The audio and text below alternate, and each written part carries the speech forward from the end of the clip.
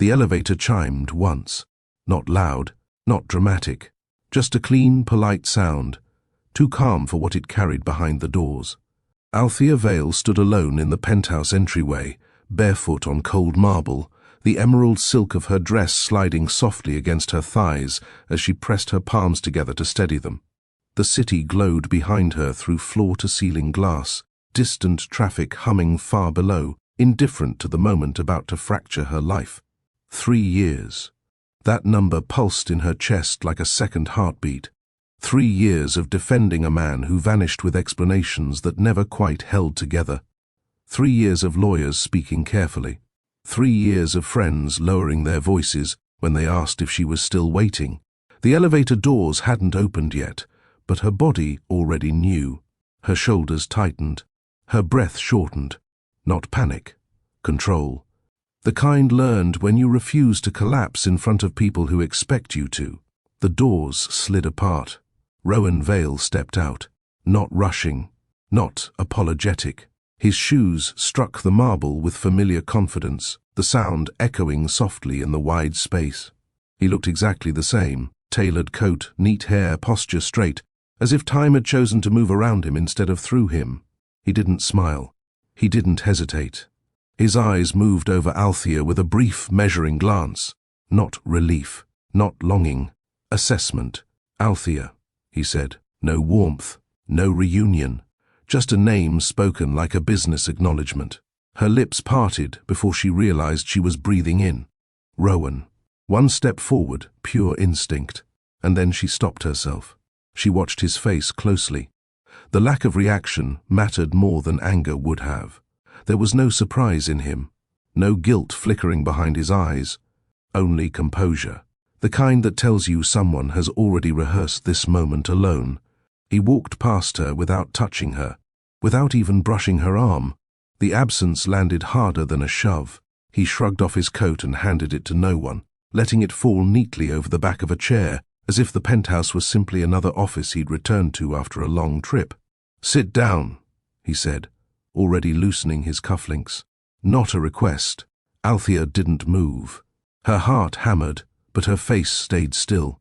Years of being watched in boardrooms had trained her better than fear ever could. "Before I do that," she said evenly, "you should tell me why you're here." Rowan glanced at her, faint irritation creasing his brow. The way men look when a conversation isn't following their outline. "This doesn't need to be complicated," he replied. Complicated.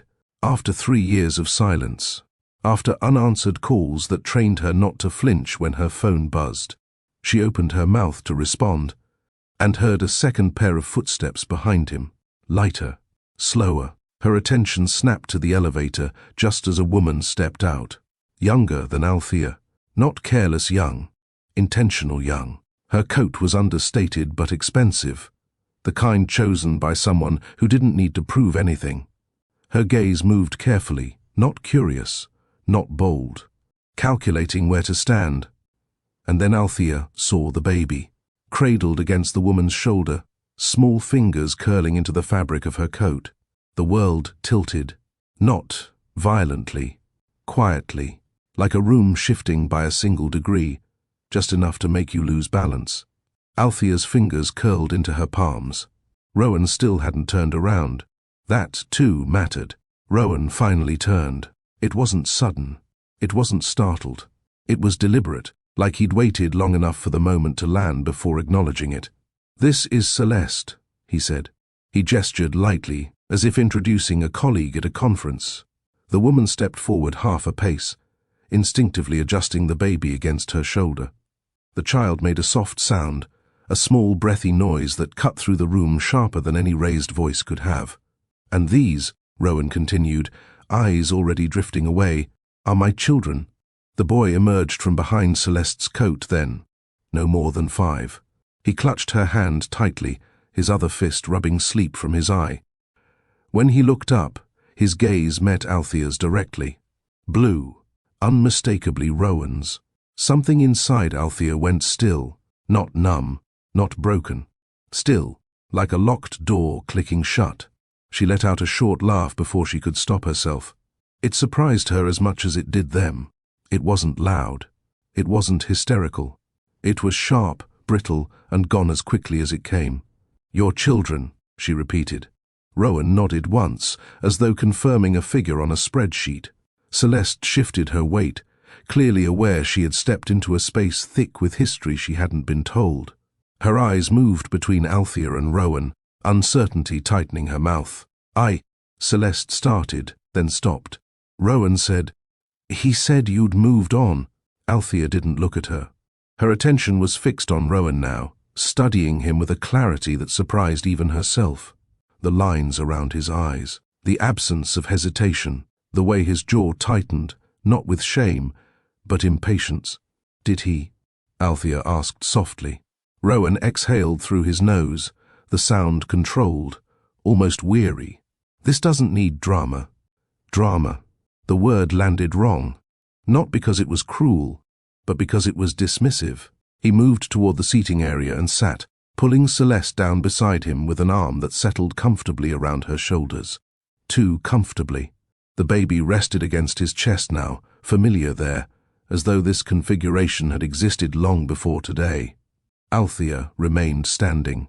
"Sit," Rowan repeated, firmer this time. She didn't. The boy stared at her openly now, curious rather than afraid. Althea noticed the way his shoes were scuffed, the way his jacket zipper was crooked.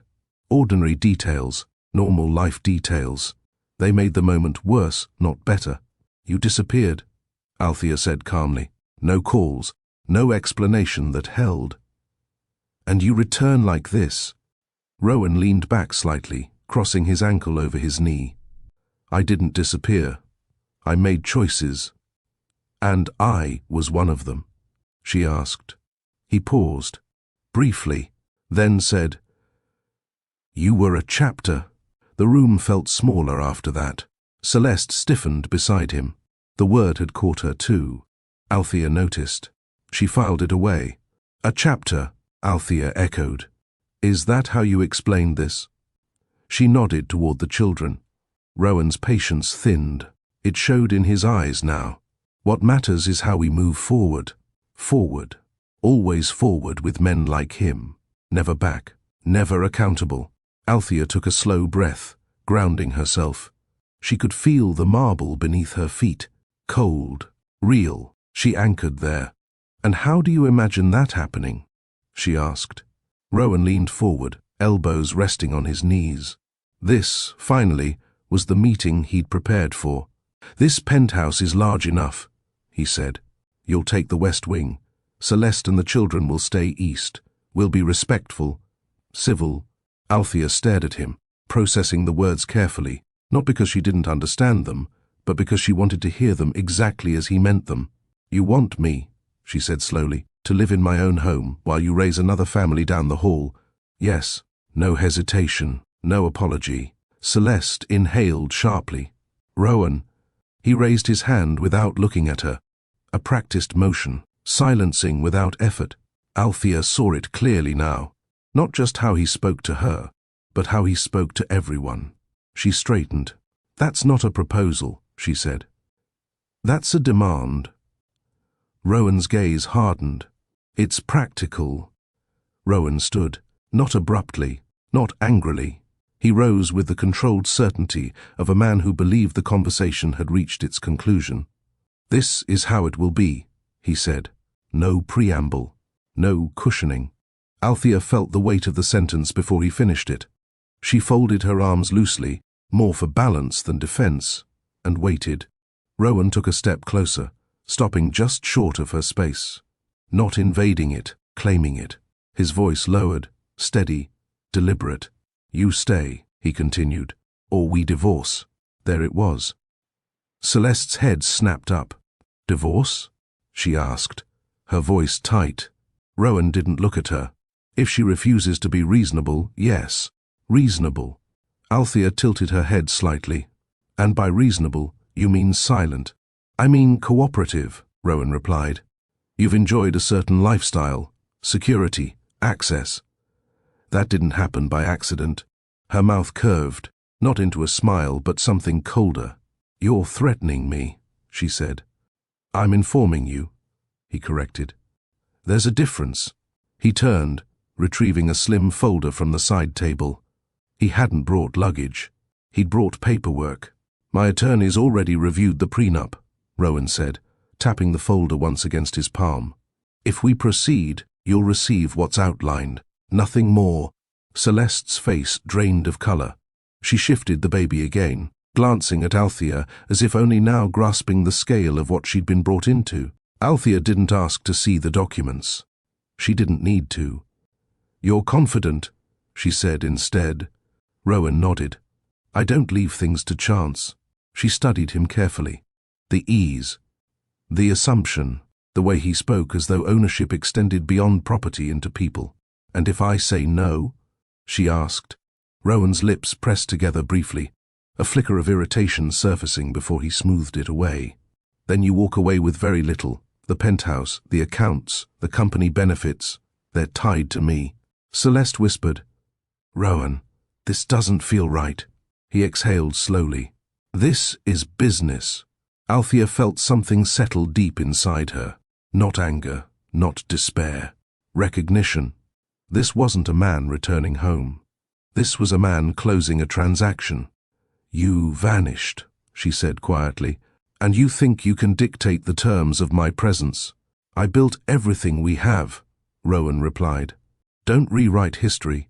Althea took a step back, not retreating, creating space. For 3 years, she said evenly, I protected your name when people asked where you were. I defended your absence in rooms you never had to enter. Rowan waved it off. And you were compensated. The baby shifted, fussing slightly. The sound pulled Celeste's attention away for half a second, and Althea saw something change in her expression then. Doubt. The beginning of it. Rowan noticed nothing. You'll decide tonight, he said. Stay, quietly, or leave, publicly. Althea nodded once. Thank you, she said. Rowan blinked. For what? For clarifying who you are, she replied. She turned toward the bedroom without another word. Don't be emotional, Rowan called after her. She laughed then, soft, incredulous, as she crossed the threshold and closed the door behind her. The bedroom door closed softly behind her. Althea stood still for a moment, one hand resting against the wood, listening, not to voices, but to her own breathing as it slowed. Controlled, measured, the way it had learned to be when reactions were a luxury she couldn't afford. She crossed the room and stopped in front of the mirror. The woman staring back at her didn't look shocked or defeated. Her eyes were clear, focused, almost calm. The emerald silk clung to her like a memory she no longer needed. She slipped it off. The fabric pooled at her feet, quiet and final. From the closet, she chose a simple black dress. Clean lines, no softness. She stepped into heels that grounded her posture, straightened her shoulders, and picked up her phone from the nightstand. One glance at the screen. No missed calls. No apologies. Only silence where explanations should have been. She unlocked her phone, scrolled briefly, then stopped. Whatever she was looking for, she didn't need it anymore. She slid the device into her purse and left the bedroom without hesitation. Rowan looked up when she re-entered the living area. Celeste was standing now, rocking the baby gently. The boy sat on the edge of the couch, swinging his legs, watching everything with quiet attention. Althea walked past them all and stopped near the elevator.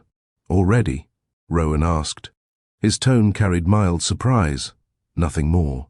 She turned to face him. You came into my home, she said calmly, with another family, issued demands, and threatened me with loss. Rowan crossed his arms. I gave you options. No, Althea replied. You gave me terms. He stepped closer. You're walking away from everything. She met his gaze fully now. No anger, no pleading. This, she said, gesturing lightly between them, is restraint. Rowan's jaw tightened. If you leave, you lose the penthouse, the lifestyle, your access. Everything you have exists because of me.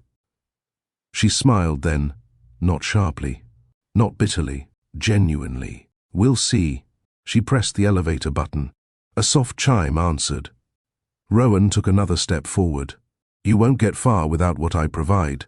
Althea stepped inside the elevator and turned back to him one last time.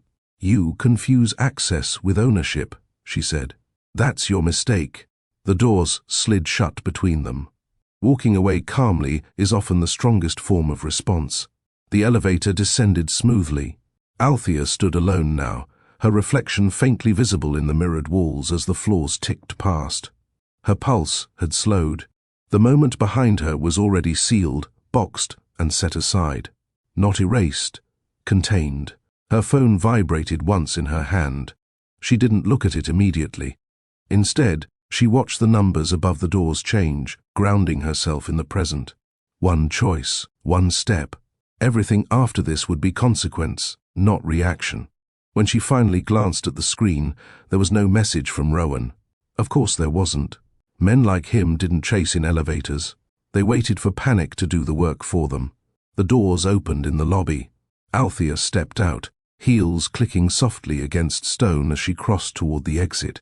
The night air greeted her as she pushed through the glass doors, cool and clean against her skin. She stopped just outside, the city stretching before her, vast, awake, indifferent to titles and ultimatums. And that was when the question settled, not screamed, not forced, simply present. What do you do when the person you waited for replaces you and expects gratitude for the offer to stay invisible? Althea exhaled slowly. She didn't have the answer yet, but she knew this. She would not disappear quietly. If you believe silence doesn't mean weakness, subscribe now. The future hadn't revealed itself yet, but it was no longer being negotiated. Self-respect begins the moment you refuse to accept terms that erase you.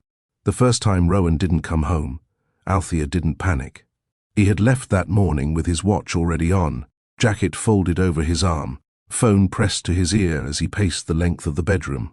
She remembered the way he paused at the door, fingers tapping once against the frame. 2 weeks, he said. Maybe 3. She nodded, already reaching for her tablet. Call when you land. He smiled then, quick, distracted. Always. At the airport, his text came through just before boarding. Meetings moved. I'll explain later. She replied with a thumbs-up emoji and booked dinner with a friend she'd been meaning to see. Temporary things didn't require ceremony. The second delay came with paperwork. A courier delivered a slim envelope addressed in Rowan's handwriting. Inside were copies of travel extensions, stamped and signed. Legitimate. Clean. Althea skimmed them once, then placed them neatly into a labeled folder she kept in her home office. Rowan had always been precise about appearances. When friends asked, she repeated his explanation without embellishment. Acquisitions abroad. Regulatory issues. He'll be back once it clears. They nodded. They always did. At dinner parties, she answered questions calmly. When someone suggested concern, she smiled politely and redirected the conversation. There was no benefit in speculation. Worry made people careless. Weeks passed, then months. The calls grew shorter, then rarer. Eventually, they stopped altogether. But silence didn't arrive empty-handed. It came padded with legal language and assistants who spoke carefully. "Mr. Vale's schedule is fluid right now," one of them said over speakerphone, while Althea sat at the long dining table, documents spread neatly before her. "Time zones make communication difficult." "I understand time zones," Althea replied. "I also understand avoidance." There was a pause on the line. Papers shuffled. Someone cleared their throat. "Should we loop legal in?" The assistant asked. "Yes," Althea said evenly. "That would be wise." The lawyers were smooth. They always were. They explained complications, regulatory holds, confidential negotiations that limited contact. Each explanation arrived with just enough detail to feel solid, never enough to verify independently. Althea listened. She asked questions. She took notes. And when they slid documents toward her, she read them thoroughly before signing. She signed often, not because she had to, but because she was trusted to. At board meetings, Rowan's absence was addressed with professional courtesy. Althea filled the gap without drama. She relayed updates. She answered financial questions. She redirected decisions that needed his signature and signed them herself when permitted. No one objected. They were used to her presence. They underestimated its significance. When a friend finally asked, "Why are you still defending him?" Althea answered honestly. "Because until I have facts," she said, "I won't invent betrayal." Waiting, she believed, was not the same as surrender.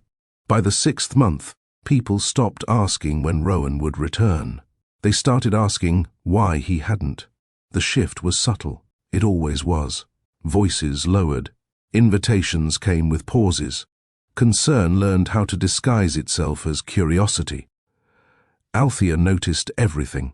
At a private dinner hosted by one of Rowan's oldest associates, a woman leaned across the table and said gently, "You're handling this remarkably well." Althea smiled and set her glass down. "Handling what?" The woman hesitated. "His absence. It's temporary," Althea replied, her tone light. "International restructuring takes time." The associate nodded quickly, relieved to be spared discomfort. "Exactly. These things don't resolve overnight." Althea let the conversation move on.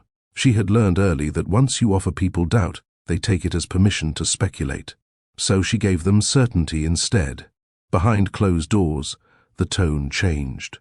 A junior lawyer once asked her, too carefully, "Do you want us to initiate protective filings?" Althea looked up from the document she was reviewing. On what grounds? Well, abandonment could be argued. She closed the folder slowly. "Not yet, Mrs. Vale." "Althea," she corrected. "And no, not yet." The lawyer nodded, masking surprise. "Understood." At another board meeting, a senior member leaned back in his chair and said, "Rowan usually prefers to sign off on this level of expenditure himself." Althea met his gaze calmly. Rowan delegated financial authority before he left. She slid a document across the table. Her signature was already there. The board member scanned it, then nodded. Of course, no one questioned it further. They never did. Because Althea didn't raise her voice. She didn't plead Rowan's case emotionally. She spoke with consistency, precision, and just enough restraint to signal confidence. When friends hinted she should prepare for the worst, she answered truthfully. "I'm prepared for clarity," she said, "not assumptions." At night, alone in the penthouse, she reviewed statements and projections. She moved funds quietly, following advice she'd once insisted on receiving directly, rather than through Rowan's intermediaries. Redundancy isn't distrust, she had told her financial advisor years earlier. It's foresight. He'd smiled at the time, impressed. Rowan had laughed and waved it off. She likes to know where everything is. Althea liked knowing where everyone stood. She defended Rowan publicly because credibility mattered. Hers and his. If she appeared uncertain, others would move in ways she couldn't predict. Stability kept doors open. It bought time. And time, she knew, revealed truth. Waiting didn't mean she stood still. It meant she chose not to expose her hand before the table was fully set, because the most effective form of self-protection is often patience backed by preparation, not panic disguised as strength. By the 2nd year, Rowan had become a concept rather than a presence. His name still opened doors. His reputation still carried weight. But his physical absence had settled into routine, and routines create blind spots. Althea learned to move through those blind spots carefully. At the bank, the manager greeted her warmly. "Mrs. Vale, how can we help today?" She corrected him gently. "Althea is fine." He smiled, gesturing toward the chair across from his desk. "Of course." "Are you here on Rowan's behalf?" She met his eyes. "On ours." She placed a folder between them. Inside were forms she had requested months earlier, reviewed, adjusted, signed. The manager flipped through them, nodding slowly. "These changes are standard," he said. "We usually require Mr. Vale's confirmation." "He provided it," Althea replied, sliding a second page forward. In writing, the manager scanned the signature. Familiar. Accepted. "Very well," he said. "We'll proceed." At the firm, assistants addressed her with courtesy but little curiosity. They assumed she was relaying instructions. They didn't realize she was making decisions. That assumption worked in her favor. She approved expenditures, reallocated reserves, adjusted beneficiary language where permissible, each action small enough to appear routine, together forming a structure that protected her position regardless of Rowan's return. No alarms sounded. Why would they? She wasn't taking. She was organizing. When a junior accountant once hesitated, she smiled and said, "Rowan prefers efficiency." The accountant nodded immediately. Everyone knew that. In private moments, Althea allowed herself brief honesty, not grief, not anger. Assessment. She reviewed timelines, noted inconsistencies, compared legal explanations against financial movements. Patterns emerged, not accusations, just facts aligning. Still, she waited, because confrontation without leverage was noise, and leverage required patience. When Rowan's occasional messages arrived, brief, vague, polite, she responded in kind. No questions that could be ignored, no demands that could be reframed. "Hope things are well," she wrote once.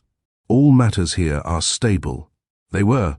Stability, she understood, was power disguised as calm. Others mistook her composure for dependence. They thought her loyalty meant blindness. That assumption kept them comfortable. And comfort makes people careless. Althea wasn't waiting for Rowan to return. She was preparing for the moment he did, because loyalty without preparation is vulnerability, but loyalty paired with foresight becomes protection. Rowan had always believed himself to be fair. That belief followed him everywhere, into negotiations, into boardrooms, into relationships. It was the quiet assurance that whatever decision he made had logic behind it, structure, balance. Fairness to him was not emotional symmetry. It was outcome-based, and the outcome he'd offered Althea, he told himself, was generous. Sitting alone in the study that night, Rowan loosened his tie and poured himself a drink. The penthouse was silent now, too silent. Althea's absence registered not as loss, but inconvenience. He disliked disruptions to routine. He replayed the conversation in his head, adjusting details the way men do when they refuse accountability. He hadn't shouted. He hadn't insulted her. He'd presented options. That mattered. In his mind, the logic was clean. He had responsibilities now. A family, children who needed stability. Celeste needed reassurance. Althea needed to understand that the world didn't pause simply because she had waited. Waiting, after all, was her choice. He'd given her space, time, resources. He'd left the infrastructure intact. The penthouse, the accounts, the name. What more did she expect? He muttered to himself, lifting the glass. He had not hidden the truth maliciously, he reasoned. Circumstances had evolved. Life had moved. People adapted. That was how power worked. Those who adapted survived. Althea, in his view, had always been comfortable, shielded. She'd never carried the burden of expansion, of hostile takeovers, of nights spent choosing between reputational risk and profit. He had absorbed those pressures. He had built what they lived in. Therefore, the terms were fair. He walked through the penthouse slowly, lights dimmed, touching familiar surfaces with ownership. The dining table, the bar, the view, all of it, he believed, traced back to him. He paused near the elevator, replaying her final words. "You confuse access with ownership." He dismissed them immediately. Words spoken in moments like that were emotional, reactionary. People said things they didn't mean when faced with change. Althea, he believed, would come around. She always did. She was sensible when calm. She listened when reason prevailed. He had seen it countless times, how she deferred, how she trusted his judgment publicly, how she smoothed over conflicts without demanding recognition. That pattern mattered more than this interruption. He checked his phone. No message. That surprised him slightly. Still, he wasn't concerned. Althea didn't have leverage. Not really. She had comfort, status, access, but those were extensions of him. Detachable, revocable. Divorce would inconvenience her far more than him. He knew that. His lawyers knew that. The prenup was airtight. He'd insured it. She would calculate eventually. She would see that staying was easier than starting over. Rowan finished his drink and set the glass down carefully. "Be practical," he said aloud, as if she could hear him. Practicality had always won, and when she returned, because he assumed she would, he would remind her gently not to be emotional, because emotions clouded judgment, because emotions led people to make mistakes. And mistakes, Rowan believed, were luxuries Althea could not afford without him, because men who mistake dominance for provision often forget that the moment they assume dependence, they stop seeing preparation happening right in front of them. Celeste noticed the imbalance before she had language for it. It revealed itself in small moments, in how Rowan spoke around her rather than to her, in how decisions arrived already made, presented as conclusions instead of conversations. She had told herself that was leadership. That was what powerful men did. But standing in the penthouse days after Althea left, Celeste felt something shift. The space didn't feel welcoming. It felt arranged. She moved carefully through it, the baby asleep against her chest, the boy trailing behind her. Rowan was on a call in the study, voice low, sharp, efficient. He spoke numbers and deadlines, not once mentioning their names. Celeste paused near the doorway, listening. "Handle it," Rowan said. "No, I don't want complications. She'll settle." He ended the call and turned to her, expression smoothing instantly. "You shouldn't hover," he said. "Go sit. Relax." She nodded, but didn't move. "Rowan," she said carefully, "you told me she knew." He frowned slightly. "She does now. That's not what I meant." He waved a hand. "Details." Celeste shifted the baby higher. "You said she was finished. That she'd moved on." "She will," he replied, already checking his phone. "Once emotions settle," that word again. Emotions. As if feelings were temporary disruptions rather than signals. Celeste swallowed. "And if she doesn't?" Rowan looked up, surprised. Why wouldn't she? The question wasn't defensive. It was genuine. Because in his world, resistance was illogical. "Because you replaced her," Celeste said quietly. Rowan sighed, impatience threading his voice. "I didn't replace anyone. Life expanded. You came into it." Celeste felt the distinction cut sharper than accusation. Expanded, as if Althea were a room being repurposed. She looked around again, at the art, the furniture, the view that didn't feel earned. "You never brought me here before." "There was no need," Rowan replied. This was her space. Was. The word echoed. "And now?" Celeste asked. "Now it's functional," he said. "For all of us." Celeste's discomfort deepened. "You didn't ask me if I was okay with this." He stared at her. "Why wouldn't you be?" Because suddenly, she realized the truth she'd been avoiding. She wasn't special. She was suitable. Rowan hadn't chosen her because she was irreplaceable. He had chosen her because she fit the next phase of his life cleanly. No complications. No history that demanded acknowledgement.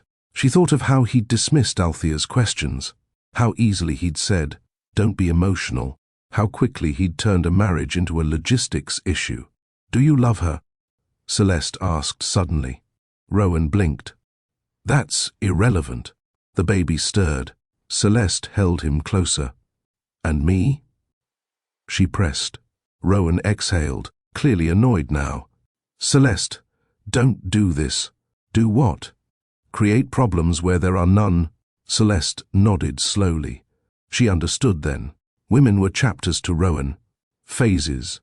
Roles. Althea had been stability. She was continuity. And when continuity no longer served him, he reframed it as excess. Celeste wasn't different. She was next. And in that realization, something quiet but firm settled inside her. Because when someone shows you that affection is conditional on convenience, the lesson arrives without needing explanation. Rowan's certainty didn't come from arrogance alone. It came from repetition. Years of people agreeing with him. Years of rooms quieting when he spoke. Years of watching others orbit the structures he created and mistaking proximity for dependence. Althea had always been there, calm, composed, supportive. She never raised her voice in meetings, never demanded credit. never corrected him publicly. To Rowan, that meant one thing. She needed him. He sat in his office days after her departure, reviewing numbers with his assistant, irritation threading through his concentration. "Why hasn't she called?" he asked casually, as if the question didn't matter. The assistant hesitated. "We haven't received anything from Mrs. Althea." Rowan frowned slightly. "That's unusual. She may be consulting counsel," the assistant offered. Rowan scoffed. "For what? She doesn't own anything independently." The words felt factual to him. Settled. He leaned back in his chair, confidence restoring itself. Althea had always let him take the lead. She handled details, yes, but execution wasn't ownership. Signing documents wasn't authority. Access wasn't control. Those distinctions mattered. He opened a file labeled Personal Assets and scanned the contents briefly. Properties, accounts, investments. His name dominated the pages. Reassured, he closed it. "She'll come around," he said. "She always does." That belief followed him into every interaction. When Celeste questioned his assumptions, he dismissed her concerns as anxiety. When advisors cautioned discretion, he reminded them of precedent. "Althea has never challenged me," he said once, irritation surfacing. Why would she start now? No one answered. They didn't need to. Rowan mistook silence for confirmation. He mistook composure for submission. He forgot that Althea's restraint had never been about fear. It had been about timing. At dinner that evening, Celeste barely touched her plate. "You're very sure of yourself," she said quietly. Rowan smiled faintly. "Certainty comes from experience. And if you're wrong?" He laughed softly. "About what?" "About her." He waved the thought away. "She wouldn't survive the separation without me, emotionally or financially." Celeste looked at him then, truly looked. "You really believe that?" she said. "I know it," Rowan replied. "I built her world." He didn't notice how absolute the statement sounded. How revealing. Because to Rowan, love had always been measured in provision. Control equaled care. Dependence equaled loyalty. Anyone who thrived quietly beside him must, by his logic, owe that stability to him. He never considered the alternative, that Althea's calm had been competence, not reliance, that her silence had been observation, that her willingness to wait had never meant inability to leave. Rowan lifted his glass, satisfied, unaware that the foundation he believed unshakable had already shifted beneath him, not because she acted loudly, but because she had. Prepared carefully, knowing that underestimation is often the most dangerous advantage a person can be given. Rowan didn't notice the shift immediately. He was seated at a quiet cafe 2 blocks from his office, the kind that prided itself on discretion and never rushed men who wore tailored coats and spoke confidently into their phones. He ordered without looking at the menu, nodded once to the waiter, and continued his call as if nothing in his life had changed. "Send the revised figures by end of day," he said. "I don't want delays." The waiter returned with the check, placing it neatly on the table. Rowan reached for his wallet, slid out his card, and handed it over without breaking his sentence. The waiter hesitated. "I'm sorry, sir," he said politely. "It didn't go through." Rowan paused mid-sentence. "Run it again." The waiter did. Another pause. "I'm afraid it's still declining." Rowan felt a brief flicker of irritation, not concern. Cards failed sometimes. Systems lagged. These things happened. "Try the other one," he said, handing over a second card, lowering his voice slightly now. The waiter's expression tightened with professional sympathy. "That one as well." Rowan ended the call abruptly and looked up. "That's not possible." A couple at the next table glanced over, curiosity sharpening their expressions. Rowan felt it, a tension he hadn't invited. "It's probably a network issue," he said briskly. "I'll sort it." The waiter nodded, though uncertainty lingered. "Of course." Rowan paid in cash, jaw set, irritation simmering beneath the surface. He stood too quickly, chair scraping softly against the floor. Outside, he pulled out his phone and refreshed his banking app. Nothing loaded. He frowned, tried again. then dismissed the thought altogether. Temporary inconvenience. Minor glitch. By the time he reached his car, his assistant's name flashed on the screen. "Sir," she said the moment he answered, voice tight. "We're having some issues." "What kind of issues?" Rowan asked, already opening the car door. "There are declines across multiple accounts." Rowan laughed once. Short, dismissive. "It's technical." There was a pause on the line. "I don't think so," the assistant said carefully. Rowan slid into the driver's seat, confidence intact. "It's always technical before it's resolved." He started the engine, unaware that small, public interruptions often arrive first, not to destroy, but to signal that assumptions should be reviewed, because when systems stop responding the way you expect, it's rarely random. By mid-morning, Rowan's assistant was no longer trying to sound calm. She stood just inside his office doorway, tablet clutched tightly against her chest, posture stiff in a way that signaled trouble before she spoke. "Sir," she said, "we need to talk." Rowan didn't look up. He was reviewing emails, already irritated by the number marked urgent. "Schedule it. It can't wait." That made him glance up. Her face had gone pale, not frightened exactly, but strained, focused on keeping control of something already slipping. "What is it?" he asked. She stepped inside and lowered her voice. "The corporate account isn't responding. Transfers are pending. 2 vendors called this morning, asking why payments bounced." Rowan frowned. "That's not possible." "I know," she said quickly. "I thought it was a system delay. I contacted the bank, and they asked to speak directly with you." Rowan leaned back in his chair, annoyance sharpening. "Why?" "They wouldn't say." Silence settled between them. Rowan waved a hand dismissively. "Give it an hour. These things happen when updates roll out." His assistant didn't move. "There's more," she said. He sighed. "Go on." "My access was restricted." That got his attention. "Restricted how?" "I can see balances, but I can't authorize anything. The permissions changed overnight." Rowan stood. "Changed by whom?" She hesitated. The bank wouldn't confirm. Rowan grabbed his phone and dialed immediately.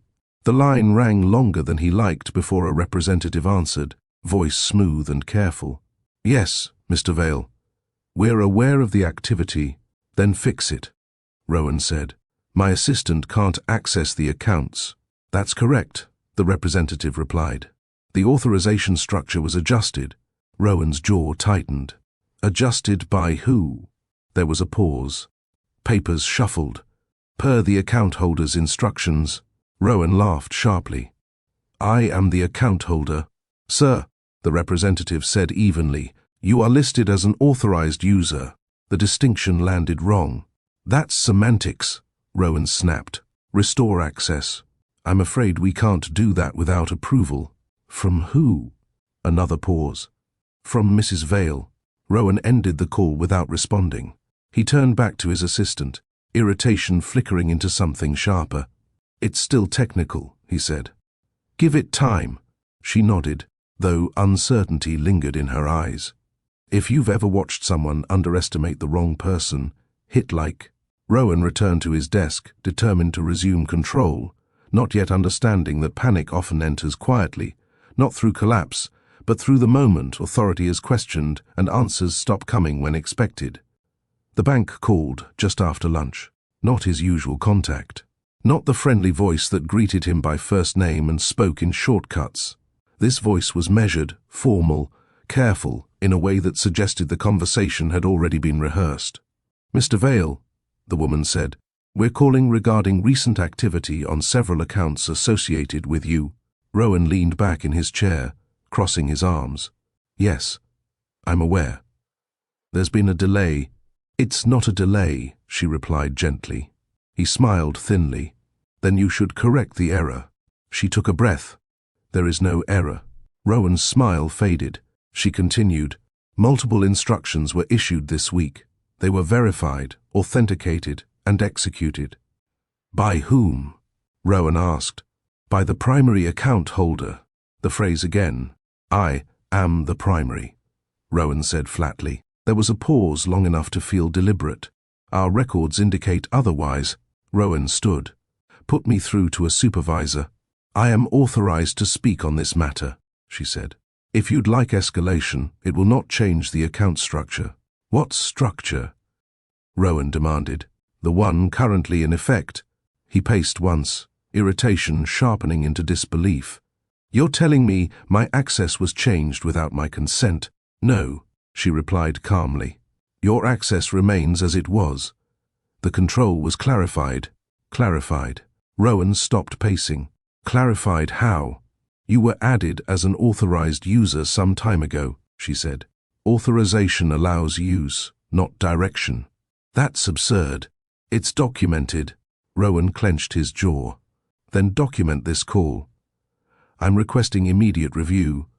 We already conducted one, she replied. Everything aligns with existing agreements. Existing agreements signed when? Over the last several years. Years. Rowan ended the call and stared at his phone, trying to reorder events in his mind. He replayed moments he'd ignored, papers he'd skimmed, meetings he'd delegated, signatures he'd assumed were procedural. He called another bank, then another. The responses varied in wording, but not meaning. Access intact, control limited, decisions validated. By the fourth call, Rowan's confidence had thinned into something brittle. Not fear, yet. Resistance, the refusal to adjust belief in the face of evidence. He returned to his desk, opened files, searched for certainty where he'd always found it. None came. Because when systems respond consistently but not favorably, the issue is rarely communication. It's comprehension, and the first real loss of power often arrives as information you can no longer argue away. Rowan's lawyer arrived just before evening, coat still on, briefcase unopened. That alone irritated Rowan. Meetings were supposed to look prepared, not reactive. Tell me this is noise, Rowan said, pacing behind his desk. A permissions issue. Something procedural. The lawyer didn't sit immediately. He set the briefcase down, opened it carefully, and removed a tablet. Rowan, he said, choosing the tone he used with clients who disliked surprises. We need to be precise. Rowan stopped pacing. Fine. Be precise. The lawyer scrolled, eyes moving quickly. Your wife filed for divorce this morning. Rowan let out a short laugh. She doesn't have standing. She does, the lawyer replied. And she requested a full financial review. My wife. Rowan scoffed. She doesn't own. There it was. The sentence he'd repeated to himself all week. The one that kept his confidence intact. The lawyer looked up. There was a pause. That's not accurate. Rowan stared at him. Explain. The lawyer turned the tablet toward him. Several primary accounts you believed were joint were opened in her name. You were added later, lawfully. Documented. That's impossible, Rowan said. I would have known. You signed, the lawyer replied. You just didn't read closely. Rowan's mouth opened, then closed. What about the corporate account? The lawyer exhaled. Also, complicated. Rowan felt something cold settle at the base of his spine. Define complicated. The holding structure places majority control through an investment vehicle registered to Althea, the lawyer said. It's been that way for years. Years. Rowan gripped the edge of the desk. You're telling me I don't control my own company. I'm telling you, the lawyer said carefully, that control isn't where you assumed it was. Silence filled the office. Rowan looked down at the tablet again, scrolling frantically now, searching for his name, for dominance, for reassurance. It wasn't there in the way he needed it to be. What do we do? Rowan asked finally. The lawyer met his gaze. We respond. But understand this. She didn't act impulsively. This was planned. Rowan said nothing. Because for the first time, dismissal wasn't available to him. The facts didn't bend. The language didn't soften. And when reality contradicts long-held assumptions, the lesson is unavoidable. Power belongs to the person who prepared quietly, not the one who spoke the loudest. Rowan sat across from his lawyer the next morning, with a legal pad in front of him, untouched. Sleep hadn't come easily, not because of guilt, but because certainty had failed him, and certainty had always been his anchor.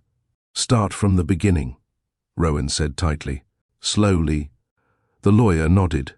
He had expected this.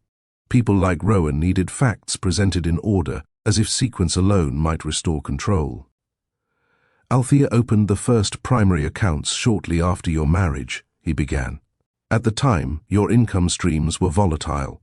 New ventures, expansion risks." Rowan scoffed. "That was temporary." "Yes," the lawyer agreed, "which is why the structure made sense." He slid a document forward. Her name was listed as the principal holder. Yours was added as an authorized user. Rowan stared at the page. "That's not ownership." "No," the lawyer said. "It's access." Rowan pushed the paper away. "Why would I agree to that?" "Because it protected liquidity," the lawyer replied. "And because you trusted her." Rowan said nothing. The lawyer continued. "Over time, additional accounts followed the same model. Savings, investment vehicles, emergency reserves." "You're telling me she controlled everything?" Rowan snapped. "No," the lawyer corrected calmly. "She managed responsibly. Control remained conditional." "Conditional on what?" "On trust remaining intact." Rowan stood abruptly. "What about the company?" The lawyer hesitated, then turned another page. "The initial capital injection that stabilized Paris Holdings during its second year." "That was my idea," Rowan interrupted. "It was her money," the lawyer replied. Silence stretched. "She invested privately," he continued, quietly, "through a holding entity registered in her name. The shares were structured to convert under specific conditions." Rowan's voice dropped. "What conditions?" "Absence, risk exposure, breach of marital obligation." Rowan laughed sharply. "That's absurd." "It's enforceable," the lawyer said, "and already executed." Rowan felt heat rise in his chest. "So she took the company?" "No," the lawyer said firmly. "She reclaimed what she funded." Rowan paced, hands running through his hair. "And the board?" "They were notified," the lawyer replied. "Votes were conducted. The majority supported the transition. They didn't even call me. They didn't need to." Rowan stopped pacing. "She planned this." "She prepared," the lawyer corrected. "Years ago." Rowan sank back into his chair, denial giving way to something colder. The realization that nothing had been taken, only secured. Because Althea hadn't acted in secrecy or revenge, she had acted within the boundaries she'd built deliberately, demonstrating that legal protection is not theft. It is foresight exercised when trust is still intact. Rowan left the lawyer's office angry, not loud anger, not the kind that shattered glass or drew attention. This was tighter, more contained, the kind that convinces itself it's temporary, correctable, a misunderstanding that will soon resolve. He told himself the lawyer was exaggerating. Lawyers always did. Back in the penthouse, he paced the length of the living room, phone pressed to his ear as he made call after call. Old allies, bored acquaintances, people who once returned his messages immediately. Most didn't answer. Those who did sounded different, polite, careful. One man cleared his throat and said, "Rowan, this isn't personal." The board followed protocol. Another said, "The vote was clean, transparent." A third didn't bother softening it. "You should have paid closer attention." Rowan ended the calls one by one, irritation sharpening into denial. He poured himself a drink he didn't want and stared out at the city, replaying years he'd assumed were settled. This wasn't how it worked. He was the face, the negotiator, the closer. He'd walked into rooms and watched them shift toward him instinctively. That kind of presence didn't disappear because of paperwork. Paper was administrative. Power was personal. He opened his laptop and began reviewing old files, searching for something, anything, that contradicted what he'd been told. He found signatures, dates, his own initials in places he didn't remember authorizing. "You trusted her," the lawyer's voice echoed in his mind. Trust wasn't weakness. Trust was efficiency. He slammed the laptop shut. Across the room, Celeste watched him carefully. She had been quiet all day. Too quiet. You're not saying anything, Rowan snapped finally. Celeste met his gaze. I'm waiting for you to explain. Explain what? How your wife owns the accounts, she said. How the board voted without you. How none of this is new to them. Rowan waved her off. It's complicated. That's what you keep saying, she replied. But you're not answering. He turned toward her sharply. You wouldn't understand. Celeste didn't flinch. Try me. Rowan opened his mouth and stopped, because the explanations he'd rehearsed for himself sounded thin when spoken aloud. It was just structure, he said finally. She handled details. Celeste frowned. Details like ownership? That's not what it meant at the time. And now? Rowan's jaw tightened. Now she's using it against me. Celeste shook her head slowly. Or she's using what was already hers. The thought landed heavier than accusation. Fear crept in quietly then. Not dramatic, not sudden. The realization that systems were responding to rules he'd ignored. That confidence hadn't protected him. That assumptions had replaced verification. Rowan looked around the penthouse again, seeing it not as territory but as evidence. Because anger often masks denial, and denial delays action. But fear arrives when the truth can no longer be argued away. Protection belongs to the person who prepares early, not the one who assumes permanence. That night, Celeste didn't sleep. Neither did Rowan. They lay on opposite sides of the bed, the distance between them wider than the mattress allowed. The baby slept in the adjoining room. The quiet should have been peaceful. Instead, it pressed in. Celeste was the one who finally spoke. When did you stop loving her? Rowan turned his head sharply. That's not what this is about. It is to me, she said. Because everything you're losing now seems to have started long before I arrived. He sat up, rubbing his temples. I didn't stop loving her. Things changed. How? Celeste asked. He searched for an answer that sounded firm. None came. You said she handled details, Celeste continued. But details don't vote on boards. Details don't hold controlling shares. Rowan swung his legs off the bed. You're simplifying this. No, Celeste said quietly. I'm clarifying it. She rose and stood a few steps away, folding her arms, not defensively but thoughtfully. You told me she had nothing without you. That was true, Rowan said automatically. Celeste tilted her head. Was it? He opened his mouth, closed it. She pressed gently, relentless in a way he wasn't used to. If she had nothing, why did banks listen to her? Why did the board follow her?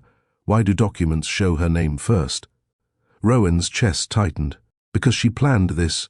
Celeste nodded once. Years ago. Yes, he said. While I was building everything. Or while you were assuming she wasn't, Celeste replied. The sentence hung between them. Rowan stood and walked to the window, staring out at the city lights. They no longer felt like affirmation. They felt indifferent. I trusted her, he said finally. Celeste stepped closer. And she trusted you enough to protect herself quietly. He turned. You're taking her side now. I'm taking reality's side, she said. And I need to know something. What? If things had gone your way, if she'd stayed quiet, what would my place have been? Rowan frowned. What do you mean? Celeste didn't look away. Would I have been temporary too? The question landed with precision. Rowan didn't answer, because every justification he'd built relied on one belief, that he was the center, that others revolved. That preparation belonged to him by default, but Althea's absence had revealed something else entirely. She hadn't taken anything that wasn't already structured in her name. She hadn't manipulated systems after the fact. She had moved within them, systems designed years earlier when trust existed and foresight mattered more than ego. Rowan felt fear settle fully now. Not fear of loss, but fear of exposure, of being seen as careless where he'd always been seen as commanding. Celeste stepped back. I need honesty, she said, and you don't seem to have it. She left the room. Rowan remained by the window, alone with questions he couldn't dismiss, realizing too late that the most durable form of protection is not secrecy or control, but clear legal boundaries established early, because preparation done in calm moments is what holds when certainty collapses. The first withdrawal came without explanation. Rowan noticed it in the tone of an email, shorter than usual, careful, signed with a polite finality that hadn't been there before. We've decided to pause discussions for now. Pause. A week earlier, that same partner had been eager, confident, calling Rowan essential to the next phase of expansion. Rowan replied immediately, cordial and firm, asking for a call. There was none. By the end of the day, 2 more messages arrived. One meeting postponed indefinitely. Another shifted to internal review. Rowan stared at his screen, irritation tightening his jaw. Deals slowed sometimes. Markets hesitated. This was normal. But normal didn't arrive all at once. At a private luncheon he'd attended for years, a man he once greeted with familiarity offered a brief handshake and said, "We'll catch up soon," before moving on. No eye contact, no follow-up. Rowan smiled through it, posture straight, shoulders squared. Optics mattered. They always had. You never acknowledged retreat publicly. You didn't ask why people stepped back. You let them believe it was mutual distance. Cameras flashed as he exited the venue, reporters calling his name. Rowan paused, offering the smile he'd perfected long ago, measured, confident, dismissive of concern. "Everything's fine," he said smoothly. "Business as usual." Behind him, Celeste lingered a step back. She hadn't taken his arm. Rowan felt it then. Not absence, but separation. A subtle refusal to share his posture. She adjusted her coat, eyes scanning the sidewalk rather than the cameras. Inside the car, she said nothing. That silence followed him into the week. Invitations stopped arriving. Events he once assumed he'd attend appeared in social columns without his name attached. A charity dinner he'd sponsored for years sent a courteous note thanking him for past support, with no mention of this year's table. Rowan reread it twice. "This is temporary," he muttered. Celeste glanced at him. "Is it?" He ignored the question. At night, he scrolled through articles that mentioned his company without mentioning him. Profiles that once featured his photo now referenced leadership changes vaguely. He told himself it was coincidence, that people were cautious, that this would pass. He straightened his tie in the mirror before each appearance, practiced his smile, spoke with certainty even when rooms felt colder. Because image can be maintained for a while, but when confidence is no longer echoed back by others, the lesson becomes clear. Public influence fades fastest when trust withdraws quietly, and reputation depends less on what you project than on what others are no longer willing to associate with. Rowan noticed the absence before he noticed the rejection. His calendar still looked full at a glance, blocks of time reserved, reminders set, but when he clicked into them, details were missing. Venues changed to TBD, guest lists vanished. A few entries disappeared altogether without explanation. He told himself assistants made mistakes. Then the invitations stopped arriving, not declined, not postponed, simply never sent. At a gallery opening he'd attended for nearly a decade, Rowan arrived confident, coat pressed, expression composed. A camera flashed as he stepped onto the carpet. He turned instinctively, offering a practiced smile. The photographer hesitated, then lowered the camera. Rowan felt the hesitation like a skipped step. Inside, conversations paused as he passed, not long enough to be obvious, just long enough to register. People nodded politely, eyes sliding away, bodies angling subtly toward other clusters. He was no longer the center. Celeste walked beside him, but not close. Her steps slowed, creating a gap Rowan didn't close. She studied faces instead of rooms now, reading expressions the way she once trusted his explanations. A woman approached, air-kissing Rowan's cheek with careful distance. "I didn't realize you'd be here," she said lightly. "I'm always here," Rowan replied. She smiled thinly. "Of course." 10 minutes later, Rowan checked his phone. A message from an assistant. "The foundation dinner next week has been restructured. Your presence won't be required." Won't be required. He typed a response, deleted it, typed another. Deleted that too. On the drive home, Celeste finally spoke. You didn't tell me they'd removed you from the panel. They didn't remove me, Rowan snapped. They adjusted the format. Celeste looked out the window. You always call it that. What? Adjustment, she said. Instead of loss. Rowan tightened his grip on the steering wheel. You're overthinking. She turned back to him. Or you're avoiding. At home, Rowan scrolled through social feeds. Photos from events he should have attended filled the screen. Familiar faces posed together, laughing, glasses raised. His name appeared nowhere. He told himself visibility ebbed and returned. That absence didn't mean exclusion. But when access is withdrawn quietly, it's rarely accidental. It's a decision made collectively. And understanding that influence depends on trust, not presence alone, is often the first lesson delivered when doors stop opening without explanation. The first headline didn't name Rowan directly. That was how these things started now, carefully. Leadership transitions signal strategic realignment at Paris Holdings. Rowan read it twice, then closed the article. No accusations, no claims, just language that suggested movement without him at the center. The next piece was subtler. A source familiar with the matter confirms internal restructuring following recent board activity. Source familiar. Rowan scoffed and tossed his phone onto the table. They're speculating. Celeste didn't respond. They were seated at a private club Rowan had frequented for years. The waiter addressed Rowan politely but avoided prolonged eye contact. When the drinks arrived, he placed Celeste's first. That had never happened before. At the next table, two men leaned toward each other, voices lowered. Rowan caught fragments as they glanced his way. Thought he was untouchable. Guess, not anymore. Rowan straightened in his chair, smile fixed, posture impeccable. He laughed a little louder than necessary at something Celeste hadn't said. Cameras flashed near the entrance as a well-known financier arrived. Rowan turned instinctively, expecting acknowledgement. The financier nodded once and kept walking. Celeste's phone buzzed. She glanced at the screen, hesitated, then turned it face down. What is it? Rowan asked. Nothing, she said, but her distance was no longer physical alone. It had settled into tone, into pauses between words. At home that night, Rowan scrolled again. This time, his name appeared. Sources indicate Vale's influence within the company may have been overstated in recent years. Overstated. He slammed the phone down. They're rewriting history. Celeste looked at him.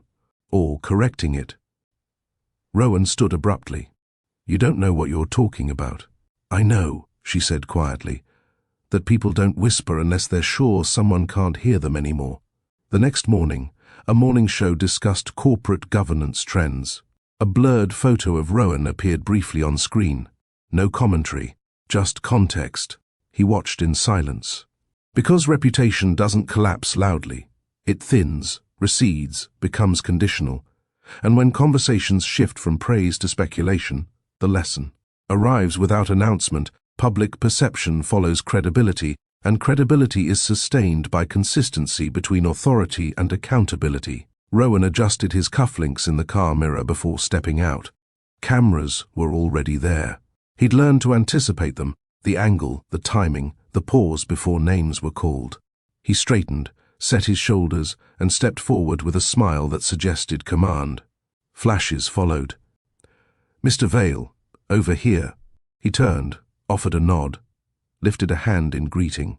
The smile held. It always did. Inside the venue, he moved through the crowd with practiced ease, shaking hands, exchanging pleasantries, speaking in confident fragments designed to travel well. He talked about future plans without specifics, about growth without timelines, about stability without numbers. Optics. He kept Celeste close, or tried to. She stayed just out of reach, drifting toward the edges of conversations, answering questions briefly, excusing herself often. When he placed a hand at the small of her back, she shifted forward a step, polite but unmistakable. Rowan noticed. He pretended not to. At the podium, a speaker thanked sponsors. Names were read. Rowan's wasn't among them. He clapped anyway, smile intact, applause measured. Someone leaned in and said, "Good to see you," with a tone that suggested finality. Another said, "We'll reconnect soon," already turning away. Rowan laughed lightly at a joke that didn't land. He checked his phone and found no new messages, no updates, no reassurances. Across the room, Celeste stood near the exit, watching him with a distance that felt deliberate now. When their eyes met, she didn't smile. She gave a small nod, acknowledgement without alignment. As the event wound down, cameras flashed again. Rowan paused, framed himself, and delivered the look he'd perfected, calm, unbothered, assured. But assurance without echo fades quickly. In the car afterward, silence filled the space between them. "You did well," Celeste said finally. Not praise. Observation. Rowan exhaled. "This will pass." She looked out the window. Everything passes when people stop believing. Rowan stared ahead, jaw set, hands steady on the wheel, clinging to the image he'd built, even as it required more effort to hold. Because appearances can be maintained briefly through discipline and composure, but lasting influence depends on trust, and trust withdraws when actions no longer align with authority. The gala was exactly the way Rowan needed it to be. White lights traced the entrance, reflecting off polished stone. Valets moved with rehearsed efficiency. Guests stepped out of cars wrapped in winter coats and confidence, their names already known to the staff waiting at the door. Rowan straightened his jacket before exiting the car, pausing just long enough to let the cameras gather. The flashes came on cue. He turned slightly, offering a familiar angle, the smile he reserved for moments that mattered. Tonight mattered. This was tradition. This was reputation. This was where things rebalanced.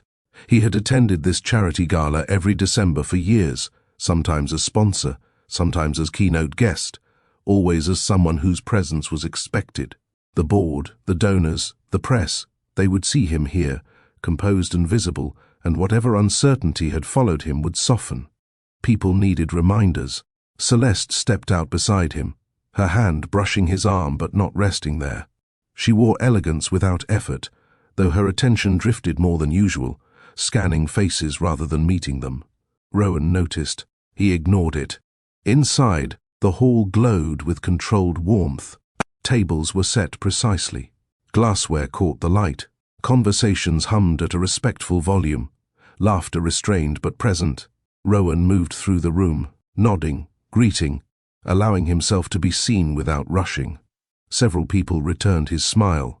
Some didn't. That too was expected. Uncertainty took time to correct. A board member approached, shaking his hand. "Big night," the man said. Rowan smiled. "It always is." Another donor offered a polite greeting before drifting away mid-conversation.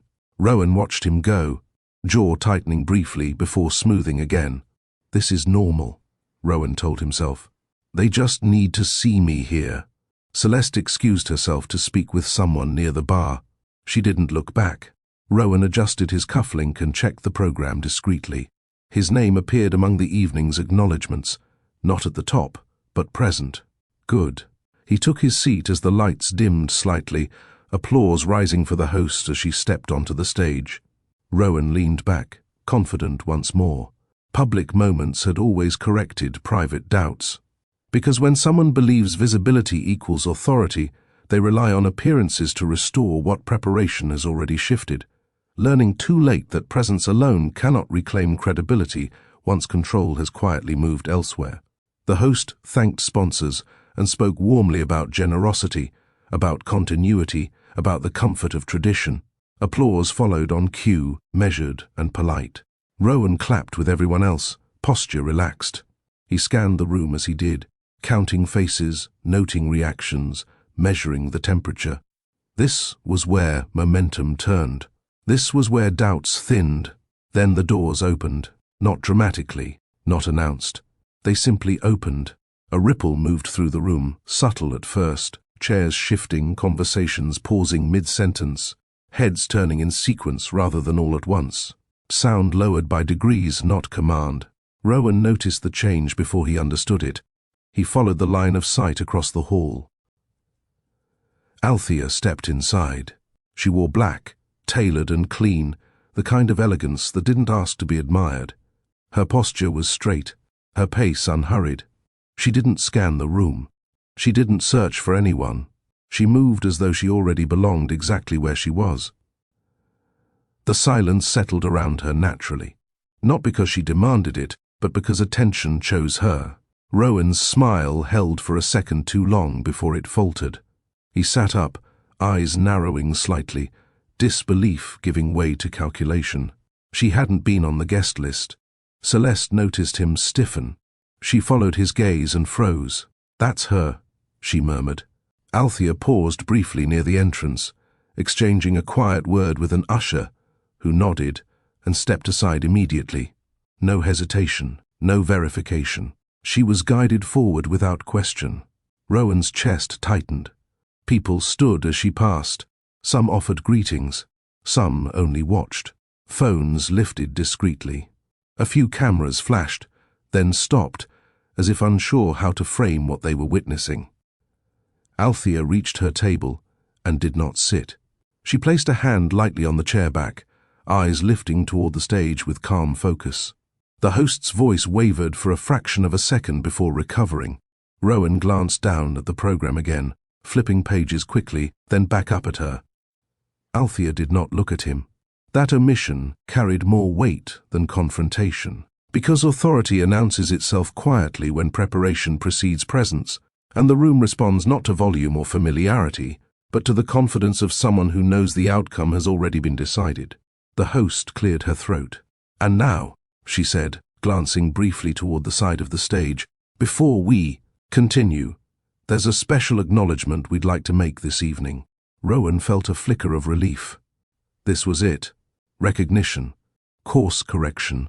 The screen behind the stage illuminated. A logo appeared. Paris Holdings. Rowan straightened. "Tonight," the host continued, "we recognize the principal investor responsible for the company's recent global expansion and philanthropic commitments." Applause began, scattered at first. Then, a name appeared beneath the logo. Althea Vale. The room shifted. Applause stalled, then surged. Stronger, louder, no longer polite. Heads turned in Rowan's direction, then back to Althea, as if confirming alignment. Rowan's breath caught. "That's not," he started, then stopped. Althea stepped forward. She didn't rush. She didn't smile. She crossed the space between tables with deliberate calm, heels steady against the floor. The applause faded as she reached the steps, not because it was finished, but because it felt inappropriate to continue. She took the stage. The microphone waited. She adjusted it slightly, a precise movement, then looked out over the room. Silence. "Good evening," Althea said. Her voice was even, not raised, not soft. "I won't take long," she continued. "I believe clarity respects everyone's time." Rowan stood abruptly. "This is a misunderstanding." The host glanced between them, uncertain. Althea didn't look at him. "For 15 years, she said, I invested quietly. I structured carefully. I signed documents most people didn't read." A ripple of reaction moved through the crowd, recognition dawning in fragments. "I did not do this to be seen," Althea went on. "I did it to be secure." Rowan took a step forward. "You can't." She turned then, not sharply, simply enough. "This isn't a discussion," Althea said. "It's disclosure."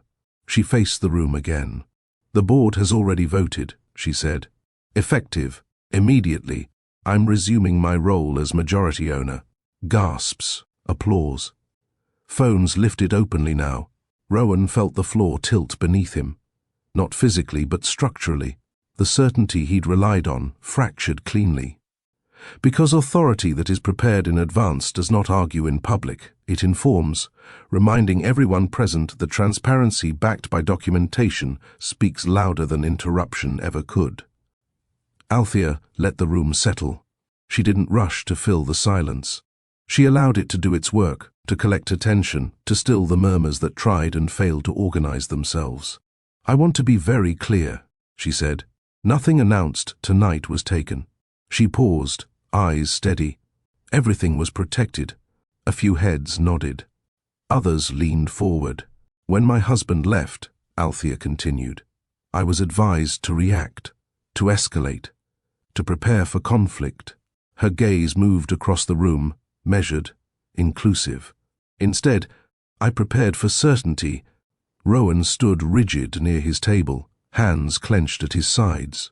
Celeste watched him, then looked back to Althea, something unreadable passing through her expression. I maintained the structures that already existed, Althea said. Accounts were established lawfully, shares were allocated transparently, governance followed the rules. Everyone here respects. She turned slightly, acknowledging the board members seated along the front row. Several met her gaze without hesitation. This was never about revenge, she said. It was about responsibility. Rowan opened his mouth again. No sound came out. Althea continued, voice level. When people assume silence means absence, they miss what's being done in plain sight. The audience shifted, understanding landing in stages. I believe in accountability, she said, and in protecting what you build, especially when trust is assumed rather than earned. She stepped back from the microphone by a fraction, signaling closure. Thank you, Althea said. Enjoy the evening. Applause erupted. Not polite, not cautious. It rolled through the hall, sustained and certain. Althea stepped away from the podium as staff moved efficiently, guiding her from the stage. Rowan remained where he was. The applause did not include him. Because dignity does not require volume, and the most effective public correction is one delivered calmly, grounded in documentation, reminding everyone that preparation made in stable moments is what holds when confidence fails. The applause faded gradually, not because it lost strength, but because attention had shifted. People were no longer watching the stage. They were watching Rowan. He stood still, as if motion itself might confirm what had just happened. Conversations restarted in low tones around him, careful but unmistakable. Chairs shifted, bodies angled away. A few faces turned toward him with something like pity, others with relief. Celeste did not look at him. She gathered her clutch, slow and deliberate, and rose from her seat without asking whether he would follow. That, too, was noticed. Rowan cleared his throat and stepped forward, intent on reclaiming something. Space, authority, dignity. Before he could reach the aisle, two men in dark suits approached. They didn't touch him. They didn't rush. One of them inclined his head slightly. Mr. Vale. Rowan straightened instinctively. Yes? We need to ask you to step aside, the man said quietly. For what reason? Rowan demanded, too sharply. The second man spoke, voice calm, practiced. The board has requested privacy following the announcement. Rowan laughed once, brittle. This is absurd. Neither man reacted.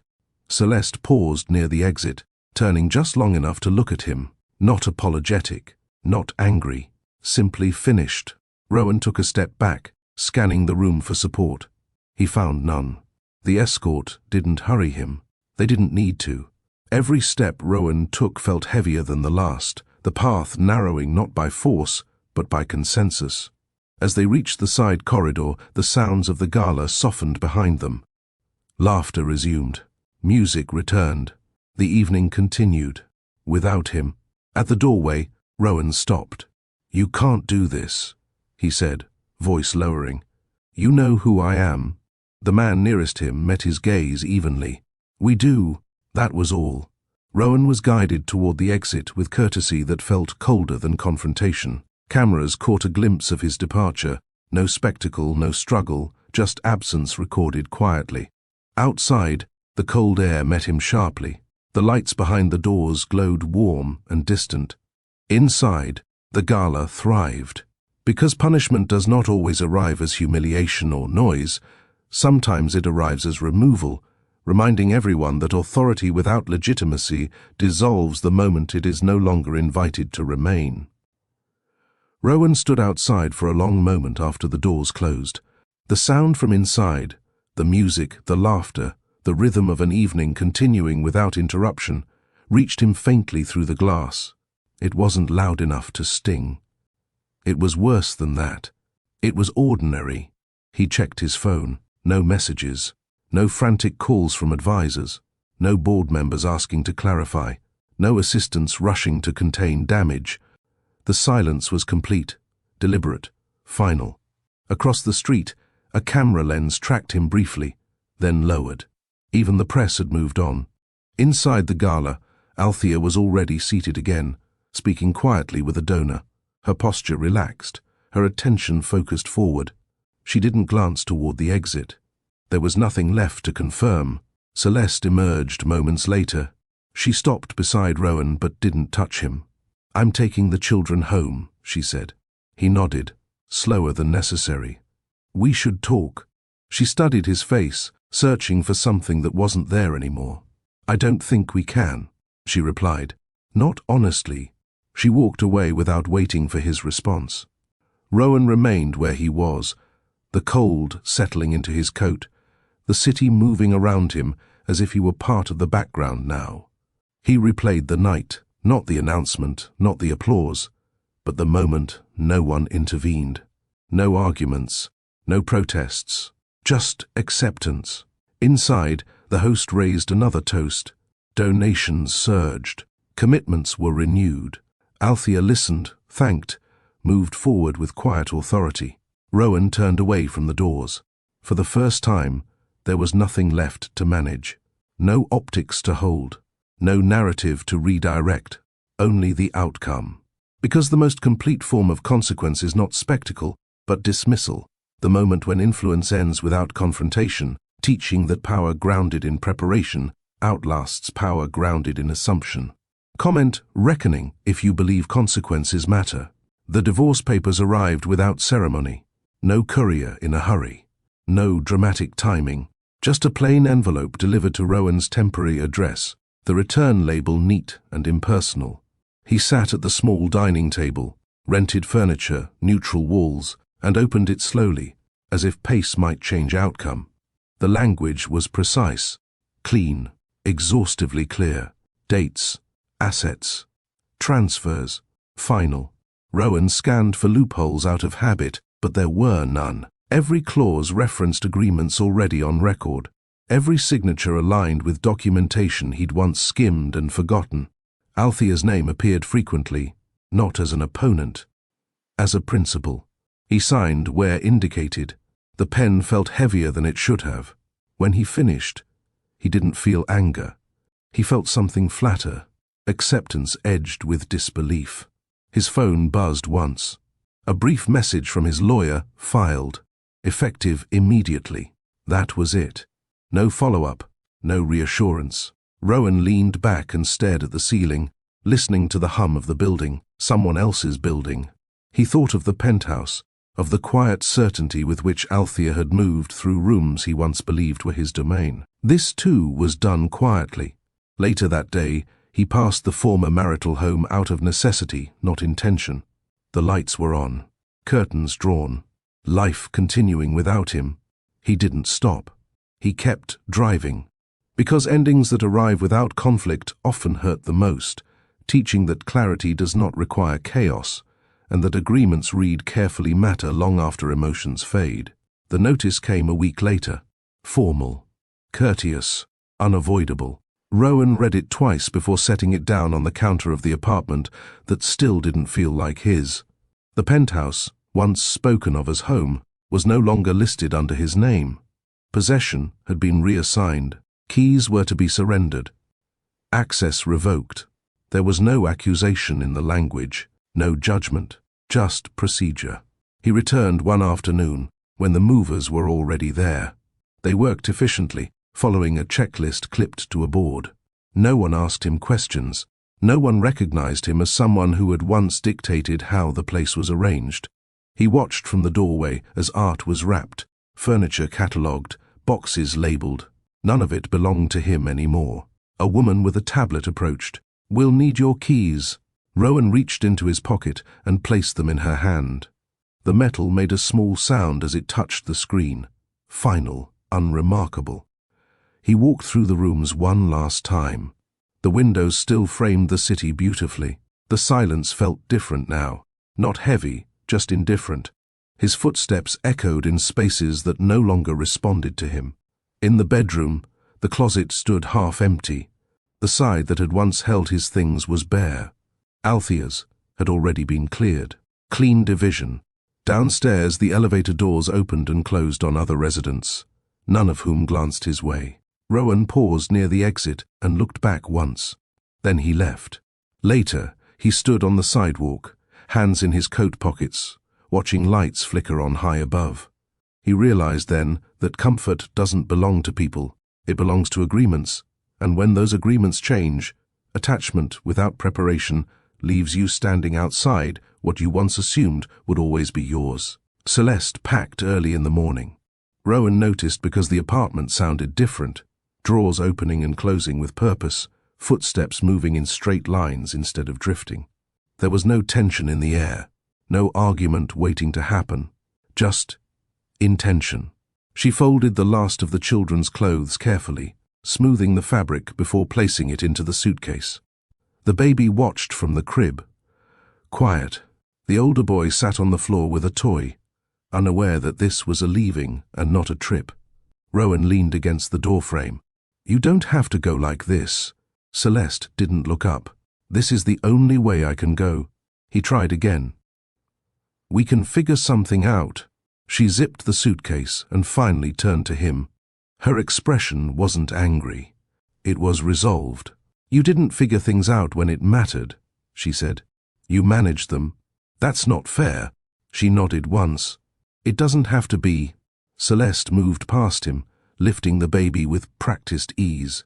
She paused at the door, hesitating just long enough to speak without bitterness. "I don't think you're a bad man," she said, "but you believe too much in control, and not enough in listening." Rowan said nothing.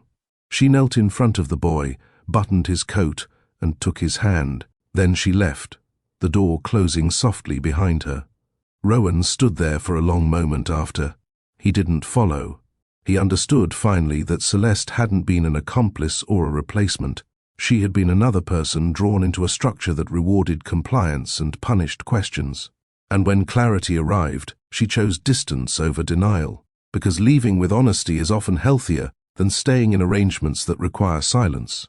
The apartment felt larger once everyone was gone. Not physically, acoustically. Rowan moved through the rooms without purpose, touching surfaces out of habit rather than need. The counters were clean, the chairs aligned. Nothing resisted him, nothing responded. He sat on the edge of the bed and listened. No voices, no phones vibrating, no schedule demanding his attention. Silence settled in slowly, like something that had been waiting. Rowan picked up his phone and scrolled through old messages, threads that had once been active, now dormant.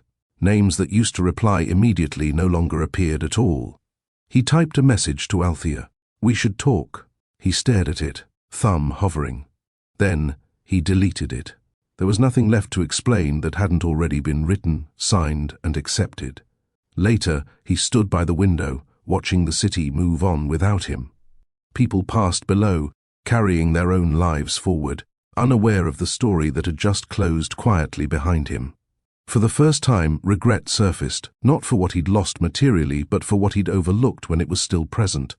The trust he'd treated as permanent, the preparation he'd dismissed as detail, the woman he'd underestimated because she didn't compete for attention. Rowan sank into the chair and closed his eyes.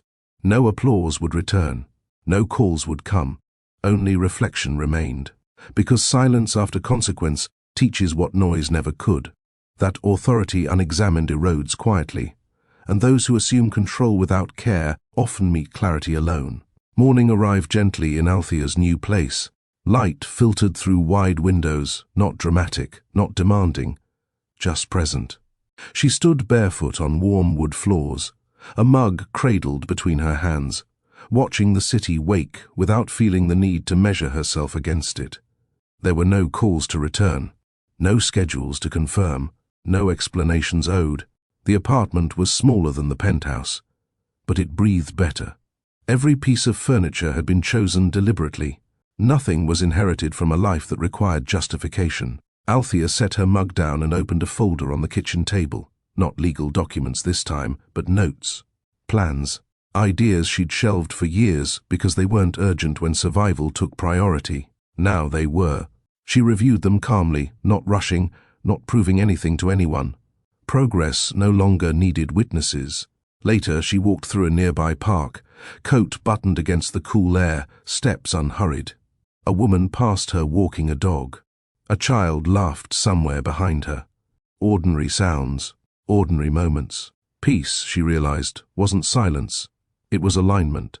Her phone buzzed once. A calendar reminder she'd set weeks ago. A meeting she'd agreed to attend, not as a duty but out of interest. She smiled faintly and confirmed. Althea kept walking.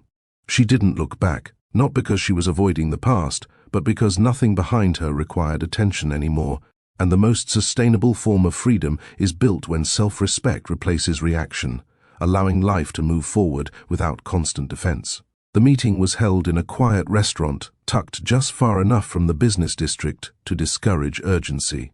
Althea arrived a few minutes early, not out of habit, but preference. She chose a table near the window and ordered tea, scanning the room with relaxed attention rather than calculation. When he arrived, she noticed the difference immediately. No performance, no impatience masked as charm. He greeted her with a simple smile and asked if she'd been waiting long, then listened to the answer. They spoke easily. About work, but not competitively. About travel, without comparison. He asked thoughtful questions and didn't interrupt her answers. When she mentioned projects she was considering, he didn't offer solutions. He asked what she enjoyed most about them. That alone felt unfamiliar. There was no rush to define anything, no attempt to impress. The conversation unfolded naturally, allowed to exist without pressure to become something else. When the check arrived, he reached for it, then paused. "May I?" She nodded. "Thank you." Outside, they stood for a moment, neither in a hurry to leave. "I enjoyed this," he said. "If you'd like to do it again sometime." Althea smiled. "I would." They parted without promises. As she walked home, Althea noticed the absence of anxiety. No inner negotiation, no evaluation of what she needed to adjust to be chosen. Connection, she realized, didn't require shrinking or strategizing. It emerged when two people met without roles already assigned. Her phone buzzed with a polite message later that evening. No urgency, no expectation. She replied when she felt like it. Not because she was cautious, because she was free. And when freedom is present, relationships are no longer about security or validation, but about shared respect, formed slowly, honestly, and without the pressure of replacing what has already been released. Rowan's message arrived late. Not dramatic. Not long. "Please. We should talk." Althea saw it while setting her phone down on the kitchen counter, the screen lighting briefly before dimming again. She didn't pick it up immediately. She finished rinsing her cup, dried her hands, and leaned against the counter for a moment, considering the words without urgency. They felt familiar, not the message itself, but the assumption behind it. That conversation would restore balance. That explanation might reopen a door already closed. She unlocked the phone and read it once. No anger rose. No satisfaction either. Just clarity. Althea thought of the quiet months after Rowan left, of how silence had been filled with preparation rather than pleading. She remembered the nights spent reading documents carefully, choosing patience over reaction, building stability while being underestimated. Talking now would not add meaning. It would only revisit a chapter that had already ended cleanly. She didn't block him. She didn't respond. She set the phone face down and returned to the living room, where soft light pooled near the window and the city moved at its own pace. The past didn't demand acknowledgement anymore. It had been resolved through action, not dialogue. Later, when another message did not arrive, she felt relief. Not because she'd won, but because she no longer needed closure from someone who had mistaken access for authority. Althea opened her notebook and made a few notes for the week ahead, plans that belonged solely to her, choices that required no defense. Some conversations, she understood, are unnecessary once truth has been lived rather than argued, because growth often begins the moment you stop responding to invitations that would pull you backward. Althea stood by the window as evening settled, the city below steady and alive. She wasn't watching for anything in particular. She simply liked the way the light shifted, how the day released its grip without needing permission. Her life felt quieter now, but not smaller. It was intentional. She thought of everything she had once been told she needed to preserve: status, proximity, approval. None of it had survived scrutiny. What endured was her capacity to prepare, to choose patience over noise, to move carefully when others assumed stillness meant absence. Her phone rested on the table behind her, screen dark. No new messages, no reminders of what she had outgrown. She poured herself a glass of water and smiled faintly, not at the past, but at the steadiness of the present.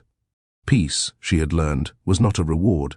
It was the result of boundaries honored consistently. Across the city, Rowan would continue living with questions he never asked in time. That was no longer her concern. She hadn't taken anything from him. She had simply stepped fully into what she had always protected. And in doing so, she discovered something undeniable.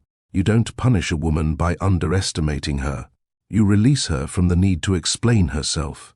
Althea turned away from the window and switched off the light, moving forward without ceremony, without witnesses, without hesitation, because the most meaningful endings are the ones that quietly become beginnings. If this story moved you, subscribe to Midnight Story Vault.